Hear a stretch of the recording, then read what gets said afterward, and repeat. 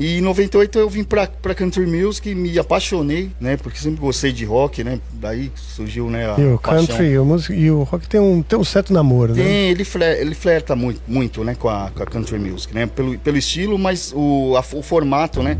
Pela da palheta híbrida, né? O chicken picking, O né? chicken picking, cara, me fala do Isso chicken aí. picking, né? A palhetada da galinha, né? Chicken Sim, picking, o que sim. quer dizer? Então, esse formato, né? De você tocar com a palheta e os dedos, né? Tá. Então você faz o formato.